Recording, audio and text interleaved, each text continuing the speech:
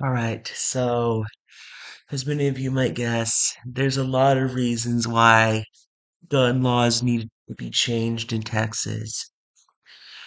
The main reason is, you know, given what I've learned in the past couple of years from mass shootings in Texas, such as the Sutherland Springs mass shooting, um, and more recently all the mass shootings that have happened in 2023. Um, and most recently, or I should say, more recently, all the mass shootings that have happened in Texas, starting with the Sutherland Springs mass shooting and ending with all the more recent mass shootings that have happened in Texas, starting in 2023. Um, those are the same reason why the gun laws in Texas need to be changed, because we don't want um people with we don't want people I as a gun control advocate, I don't want people I don't want mentally unstable I would not want a mentally unstable person, or even a person with a felt with a felt with a felony conviction, or to get their hands on a firearm and go into a crowded space and just started shooting people, or even say if it's a person who's been alienated from working in the disability field, to go to like a Special Olympics competition and to start randomly shooting people. Because to me, people who've been alienated from working in the disability field are the most dangerous individuals, and have the potential to get their hands on a firearm, and definitely have the potential to get their hands on a firearm, and um definitely and have the definitely have the people, like I said. And I mean, it's mainly people who have been alienated from doing work in the disability field in Texas, who I believe are the most dangerous and have the potential to get their hands on a firearm, and then go to a place where people with disabilities spend time, and then just where Texans with disabilities spend time, and then just start randomly killing people. I also believe that, that just any disability caregiver, regardless of who they are the most dangerous and most unpredictable when it comes to firearms in Texas, because you don't know what that disability caregiver is capable of. So, you know, especially if that disability caregiver has a history of using controlled substances, as especially if that disability caregiver has a history of using controlled substances in secret. And if you combine like controlled substances with firearms, that makes and if you combine the disability field with firearms, that makes firearms even all the more dangerous. And especially if it's a disability caregiver who's prone to disruptive and unruly behavior, can make a firearm all the more dangerous, because that disability caregiver could literally go to, like, say, like, a crowded public school and just start randomly just shooting people. Because you never know what that disability caregiver's mental state is. Because that disability, like I said, that disability caregiver could literally go ballistic and just start randomly could literally just start ran could draw their firearm and just start randomly shooting people. And knowing that, you know that and like I said, if you combine, the disability field with firearms, it can be very dangerous, especially if, like, that disability caregiver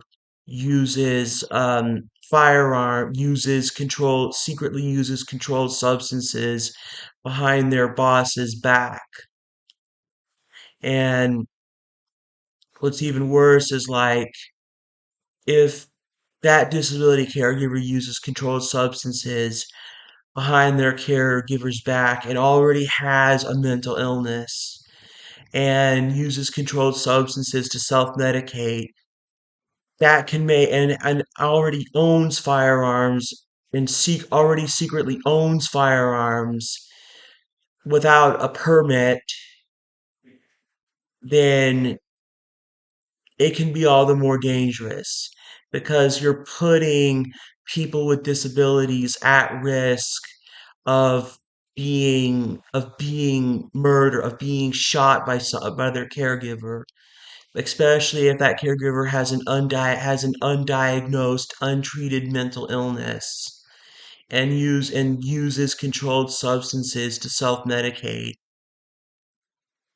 So, for me, it's all about, about being safe rather than sorry. Because, even though places with, you know, disability providers don't allow firearms, still I feel that there's real potential for a disability caregiver to get access to firearms without even getting a permit, hence the Texas permitless carry bill.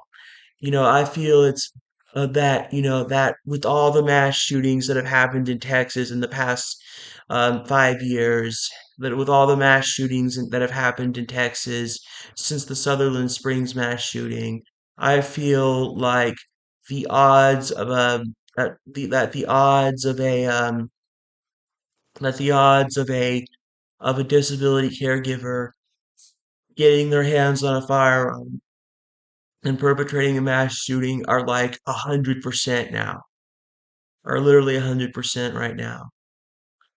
And I feel that with the current political turmoil and the constant and different groups you know different individuals that are not being treated for that are not be in the different disability caregivers that are not being screened, and the different disability caregivers in Texas that are not being screened, and are not regularly going and are often not regularly going yearly criminal background checks.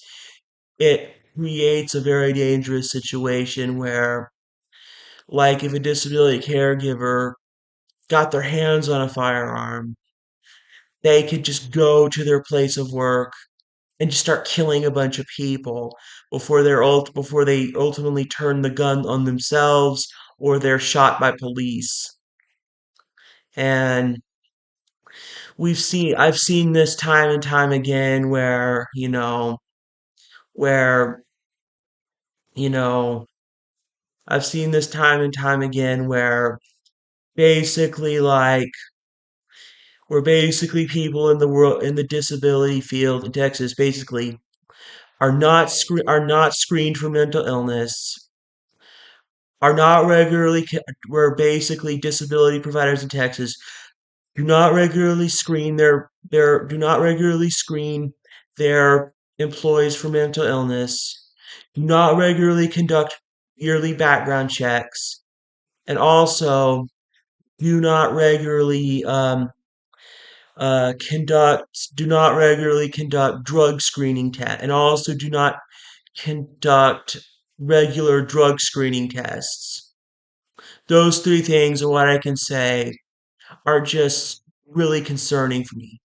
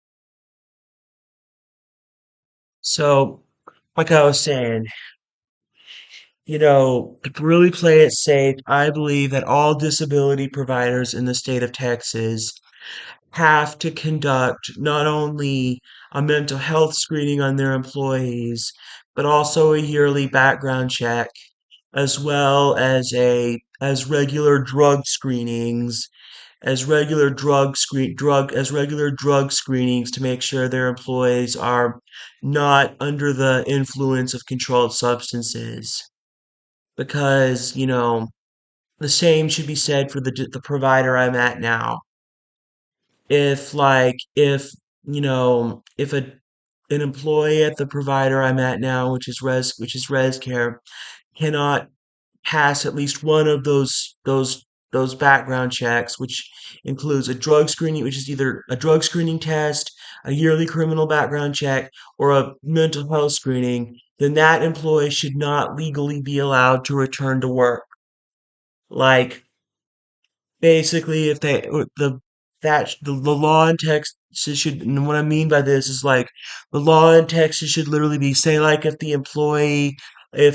the rescue employee literally fails the regular one, or at least one of the regular drug screening tests, that rescue employee should not be allowed to return to work, because the local res care office would have learned that that employee was under the influence of controlled substances. Doesn't matter what controlled substance it was. So, the law really needs the Texas Department of Public Safety and the FBI really need to crack down on disability caregivers in Texas who are suspected of using controlled substances, meaning that if a local police if the DEA gets if the DEA gets word that a disability caregiver is using controlled substances, the local police or sheriff's office need to go and arrest that caregiver, do a drug screening test, and book that caregiver on charges of being in possess of possession with the intent to distribute, and then have a judge determine their fate. And then that employee should be forbidden from returning to work.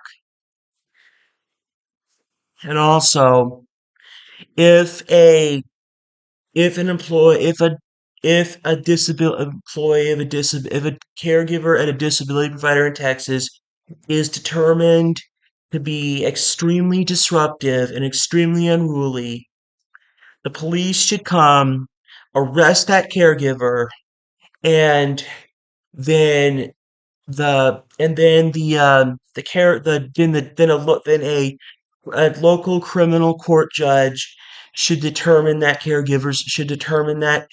determination, and then a mental health specialist should determine whether that caregiver is fit to return to work or not.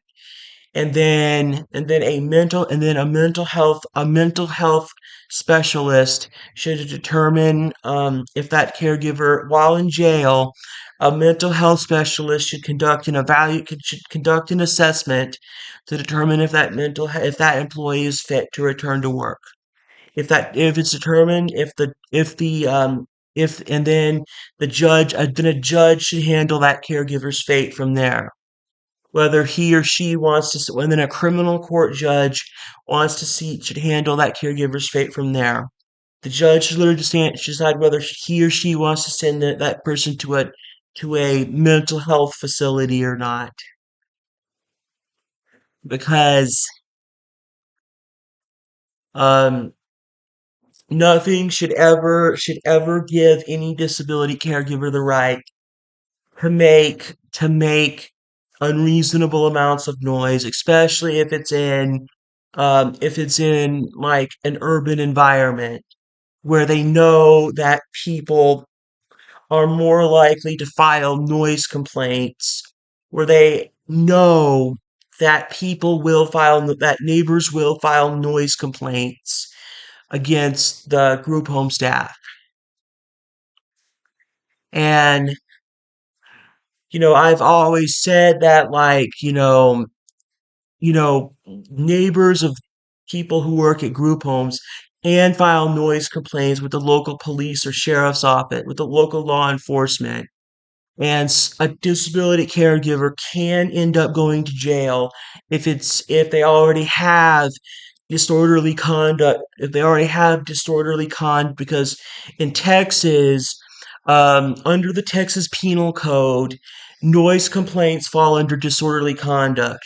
So if the group home staff I have now had been arrested for noise complaints and they already had disorderly conduct charges pending against them and they kept doing it, then they would end up in jail, and it could be charged. They could, under the Americans with Disabilities Act statutes, it could be charged federally. It could either be charged federally or as a local crime, which means that, like, the group home staff I have now could end up either in county jail or in a federal prison.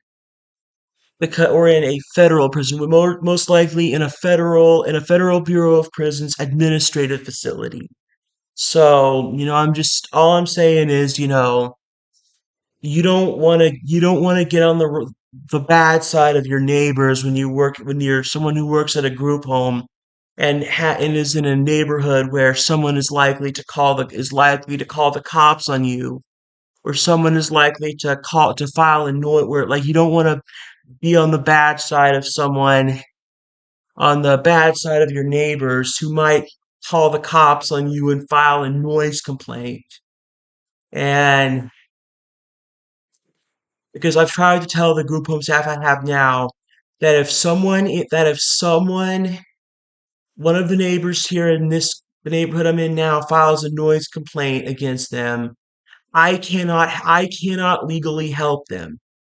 They're gonna be on their own. The group home staff I have now, if they like, are if they literally get arrested for if they literally get arrested for a noise complaint, I cannot legally help them. They're gonna be on their own, and I'm not gonna be able to help them.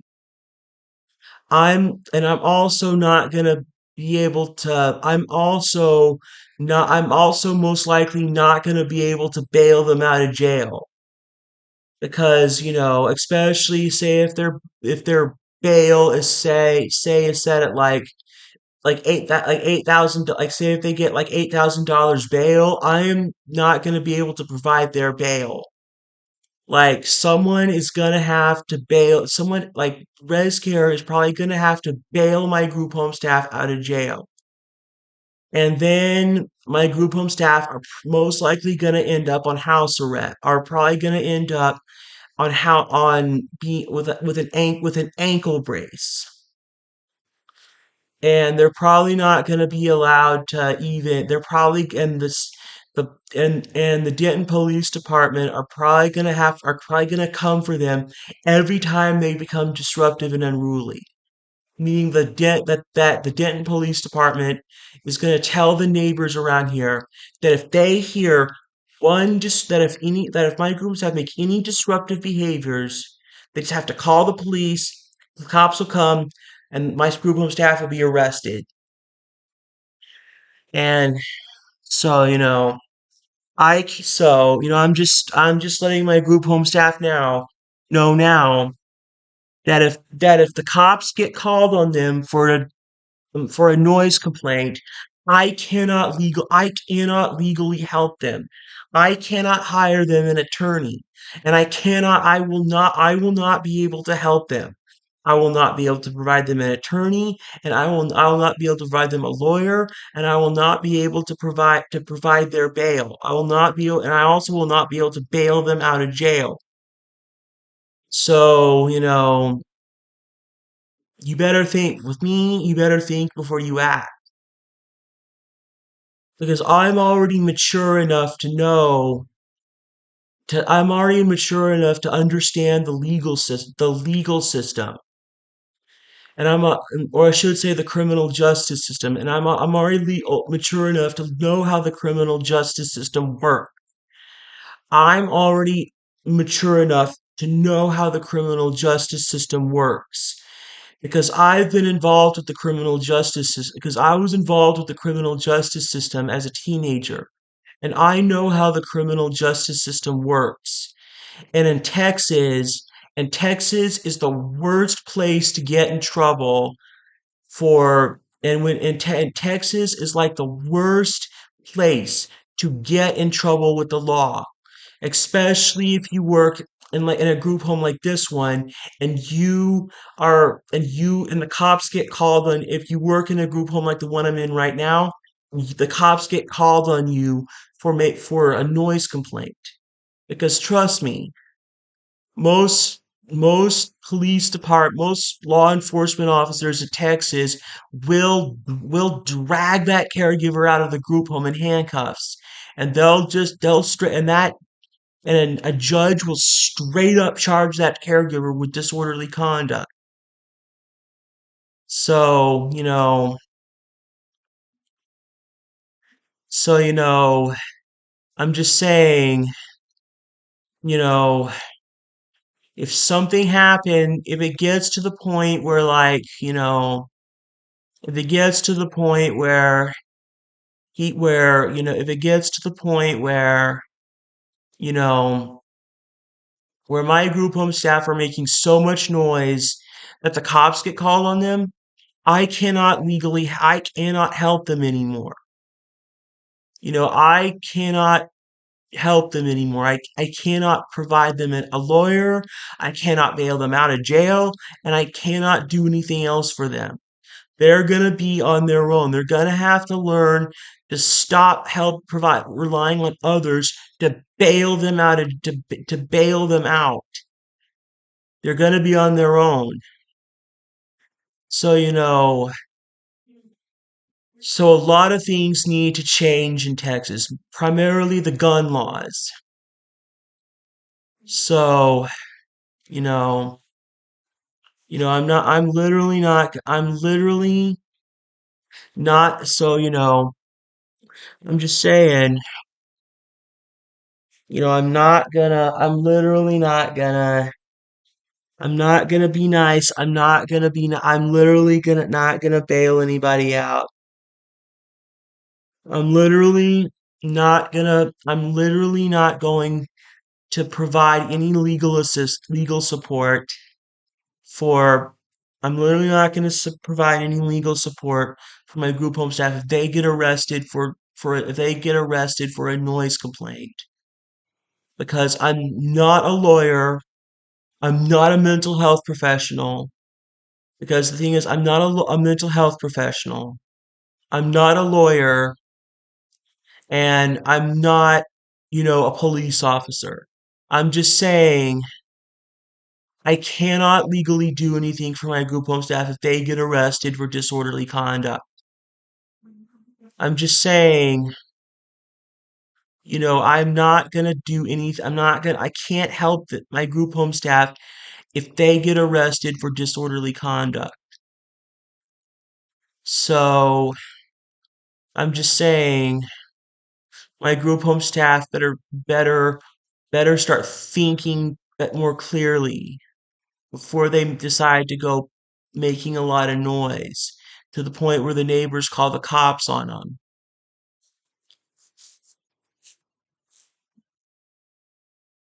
So, so, and the thing is that, that, the police dealing with disability carers can be violent and unpredictable, especially if that disability caregiver has a history of attacking law enforcement officers in self-defense, like my group home staff do. And I've seen them attack me in self-defense.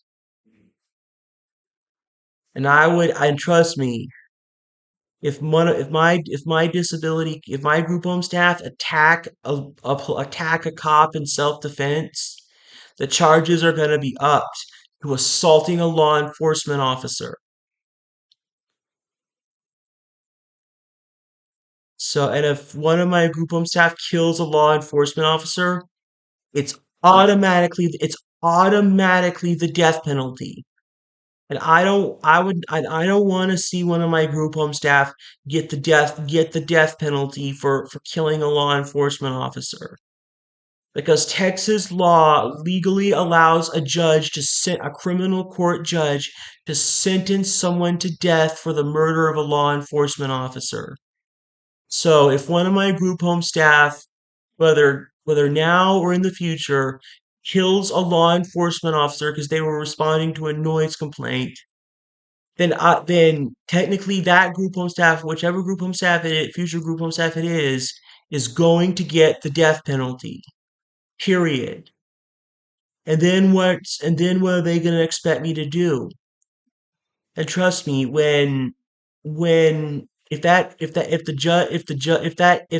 the Denton County DA the district attorney's office here in Denton County decides to charge that future group of staff with capital murder and the death of a law enforcement, the killing of a Denton police officer, I will not testify at that group home staff's trial, and I will not attend that caregiver's execution.